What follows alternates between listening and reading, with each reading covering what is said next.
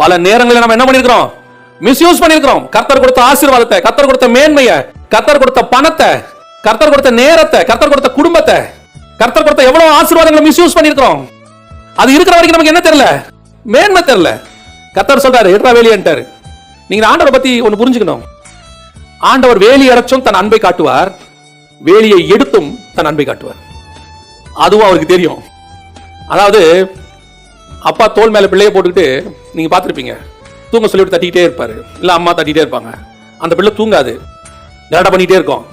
கொஞ்ச நேரம் தட்டி பொறுமையா சொல்லி தூங்க சொல்லுவாரு. அது தூங்கலன்னு வச்சுங்களேன், பட்டுன்னு ஒன்று போட்டு தூங்கு கணமுடு அப்படிம்பாரு. அந்த பிள்ளை நினைக்கும், இவ்வளவு நேரம் இருந்தாலும் நல்லவனா தானே இருந்தான், இதுக்கு மேல முழிச்சா இன்னும் 2 அடி போடுவான் போல தெரியுது, ஒழுங்கு மரியாதையா கண்ணை மூடுறது நல்லது. நம்ம சொல்லுவோம் தூங்கு தூங்கு, நான் தூங்க மாட்டோம். இது சாப்பாடு ஊட்டும் போது நடக்கும், நீங்க பார்த்துருப்பீங்க. கொஞ்சம் வாயத்தோர ஆடிட்டே இருக்கும் மண்டைய, பட்டீர்னு ஒன்று போட்டோன்னா ஆணு வாய திறக்கும்ல, போட்டு சிமெண்ட்டை போட்டு மூடி.